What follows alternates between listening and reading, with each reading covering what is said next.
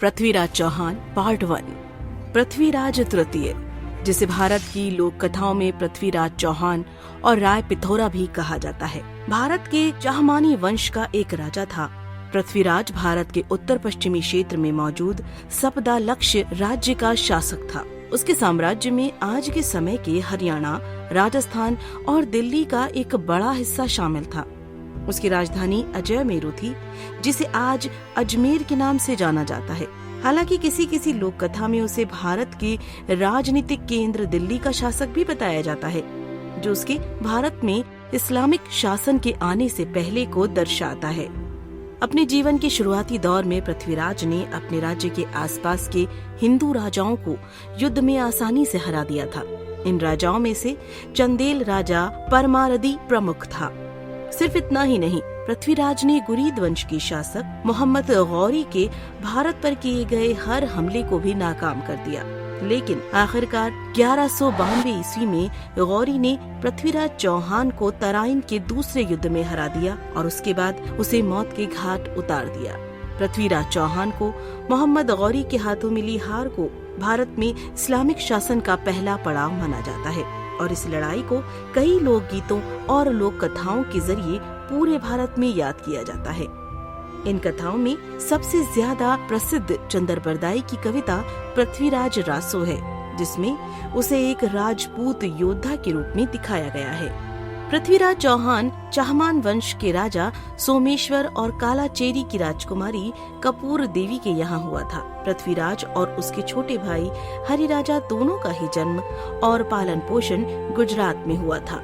उपन्यास पृथ्वीराज विजय के अनुसार पृथ्वीराज का जन्म 1166 ईस्वी में ज्येष्ठ महीने के 12वें दिन पर हुआ था। पृथ्वीराज की जीवनी में उसे एक विद्वान और शिक्षित शासक बताया गया है। पृथ्वीराज विजय में ये कहा गया है कि उसे 6 भाषाओं का ज्ञान था, जबकि पृथ्वीराज रासो में उसे कुल 14 भाषाओं का ज्ञाता बताया गया है। तो जाहिर तौर पर अतिशयोक्ति लगता है।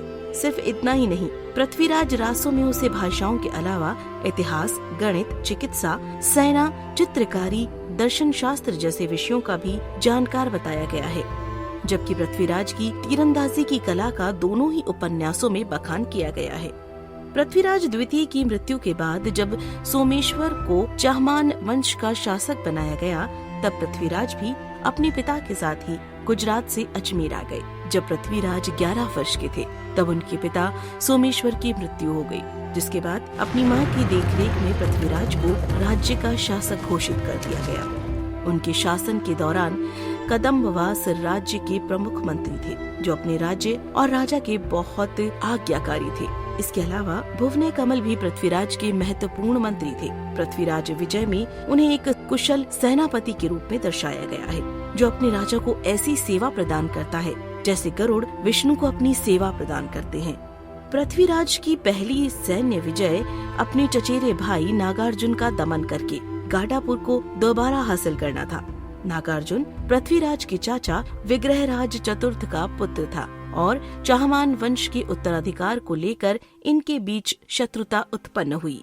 पृथ्वीराज विजय के अनुसार नागार्जुन ने पृथ्वीराज को राजा मानने से इनकार कर दिया और उसके आदेश के खिलाफ जाकर गाडापुर के किले पर कब्जा कर लिया। जिसके बाद पृथ्वीराज ने अपनी बड़ी सेना लेकर, जिसमें सिपाही, घुड़सवार, हाथी और रथ भी शामिल थे, उस पर हमला करके किले को घेर लिया। नागार्जुन किसी तरह से उस किले से निकलकर भाग गया, लेकिन उसके सेनापति देवभूति ने लगातार युद्ध किया। अंत में पृथ्वीराज की सेना ने किले पर वापस अधिकार पा लिया और नागार्जुन की पत्नी, माँ और सहयोगिनियों को कैद कर लिया। इस उपन्यास में ये भी लिखा है कि अजमेर के किले के दरवाजे पर मारे गए सैनिकों के सिरों का एक आहार बनाकर टांग दिया गया था। सन 1182 से सन 1183 के बीच बनाए गए मदनपुर अभिलेखों में पृथ्वीराज के जेजाक भुक्ति पर आक्रमण का उल्लेख किया गया है। जेजाक भुक्ति आज के समय में बुंदेलखंड का हिस्सा है, जिस पर चंदेल राजा परमारदी का शासन था। पृथ्वीराज के इस हमले को कई लोक कथाओं जैसे पृथ्वीराज रासो, परमाल रासो, सार गंधार पद्धति, प्रबंध चिंतामणि और आल्हा रासो में भी बखान किया गया है। पृथ्वीराज से संबंधित सबसे ज्यादा प्रामाणिक लोक कथा में ये बताया गया है कि जब पृथ्वीराज राजा पद्मसेन की पुत्री से विवाह करके वापस दिल्ली लौट रहा था, तब उसके काफिले पर तुर्की यानी कि गुरीद की सेना ने हमला कर दिया। पृथ्वीराज की फौज ने इस हमले का जवाब दिया, लेकिन इस हमले की वजह से उसकी फौज को काफी नुकसान हुआ। इस लड़ाई की वजह से पृथ्वीराज की फौज अपना रास्ता भूल गई और अनजाने में ही चंदेलों की राजधानी महोबा में ही अपना डेरा डाल दिया।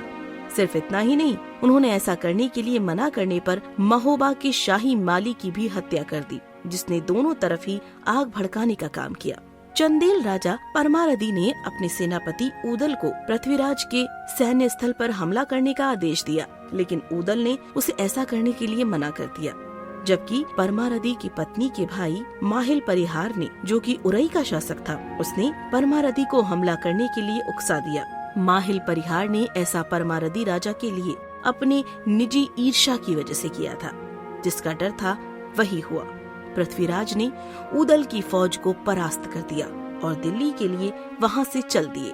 माहिल परिहार की इस साजिश से नाखुश होकर आल्हा और ऊदल ने चंदेल दरबार से विदा ले ली। इसके बाद उन्होंने कन्नौज के राजा जयचंद के दरबार में शरण ले ली और राजा को अपनी सेवाएं प्रदान करने लगे। इसके बाद माहिल परिवार ने जाकर पृथ्वीराज को ये जानकारी दी कि अपने सबसे मजबूत सेनापति आल्हा और ऊदल के जाने के बाद चंदेल राजा बिल्कुल कमजोर पड़ गया है और जिस पर कभी भी हमला करके उसे जीता जा सकता है। इसके बाद पृथ्वीराज ने चंदेल राज्य पर हमला कर दिया और उस पर कब्जा कर लिया।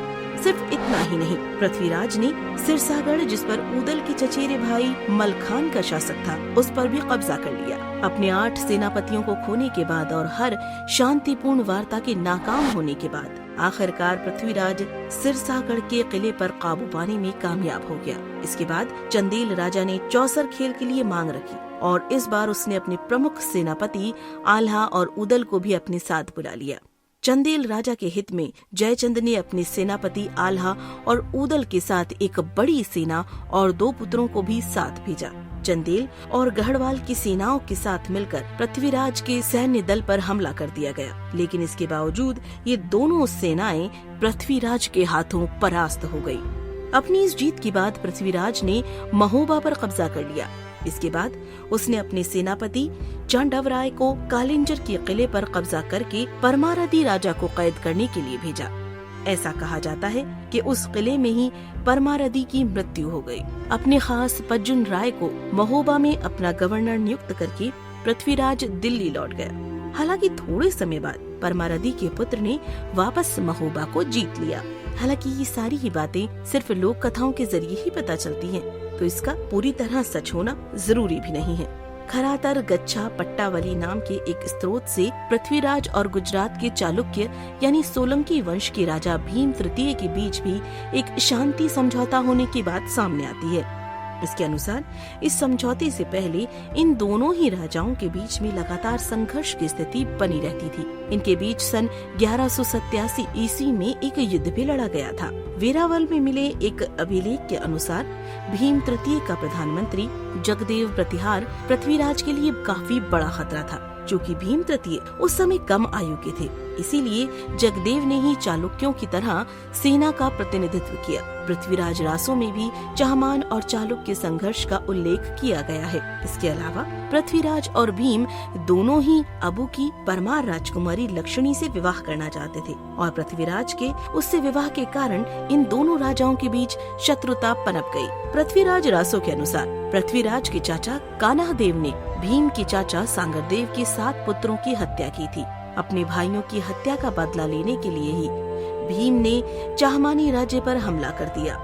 पृथ्वीराज के पिता सोमेश्वर को मौत के घाट उतार दिया और इसी दौरान उसने नागौर पर भी कब्जा कर लिया, जिसके बाद पृथ्वीराज ने वापस नागौर पर हमला करके उसे हासिल कर लिया और उसने भीम की भी हत्या कर दी। लेकिन इतिहासकार इस पूरी ही घटना को झूठ बताते हैं, क्योंकि पृथ्वीराज की मृत्यु के बाद भी करीब आधी शताब्दी तक भीम का शासन जारी था। इसके अलावा सोमेश्वर के शासन के दौरान भीम सोलंकी सिर्फ एक बालक था, तो उसका सोमेश्वर की हत्या कर पाना निरर्थक ही साबित होता है। इन सब के बावजूद चाहमानी और चालुक्य राज्य के बीच नागौर में युद्ध के कुछ प्रमाण भी मिलते हैं। बीकानेर के चारों में 1184 ईस्वी में नागौर युद्ध के मारे गए मोहिल सैनिक की स्मृति के 2 अभिलेख मिले हैं। सन 1187 ईस्वी के आसपास जगदेव प्रतिहार ने पृथ्वीराज के साथ शांति समझौता किया। खरातर गच्छा पट्टावली के अनुसार अभयद नाम के सेनापति ने जगदेव से चाहमानी राज्य पर हमला करके और लूटने की आज्ञा मांगी थी, जिस पर जगदेव ने उसे बताया कि वो पृथ्वीराज से एक शांति समझौता कर चुका है। जिसके बाद जगदेव ने अभयद को उसकी बात न मानने पर कड़ी सजा देने की चेतावनी भी दी। इसके अलावा कन्नौज में गढ़वाल राजा जयचंद का शासन था, जो कि चहमानी राज्य के पूर्व में मौजूद था।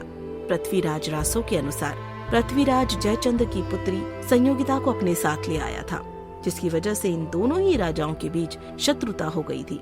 वास्तव में जयचंद की पुत्री संयोगिता पृथ्वीराज की बहादुरी के किस्से सुनकर उस पर मोहित हो गई थी और उसने ये घोषणा भी कर दी थी कि वो सिर्फ पृथ्वीराज से ही विवाह करेगी। जिसके बाद जयचंद ने संयोगिता के विवाह करने के लिए एक स्वयंवर रचाया, लेकिन उसने जानबूझकर उसमें पृथ्वीराज को आमंत्रित नहीं किया। जिसके बावजूद पृथ्वीराज अपने सैकड़ों योद्धाओं को लेकर कन्नौज की तरफ रवाना हो गया। वो आसानी से कन्नौज से संयोगिता को लेकर भाग निकला। दिल्ली पहुंचकर पृथ्वीराज संयोगिता के प्रेम में सब कुछ भूलकर अपना सारा समय वहीं बिताने लगे। उसने अपने सभी राजकाज के काम को छोड़ दिया, जो आगे चलकर मोहम्मद गौरी के हाथों उसकी पराजय का कारण बना। ये कैसे हुआ, जानेंगे अगले भाग में। तब तक के लिए हमारे इस वीडियो को आप लाइक कीजिए और अपना प्यार यूं ही बरसाते रहिए और हमारे चैनल को सब्सक्राइब भी कीजिए। मिलते हैं अगली वीडियो के साथ। नमस्कार।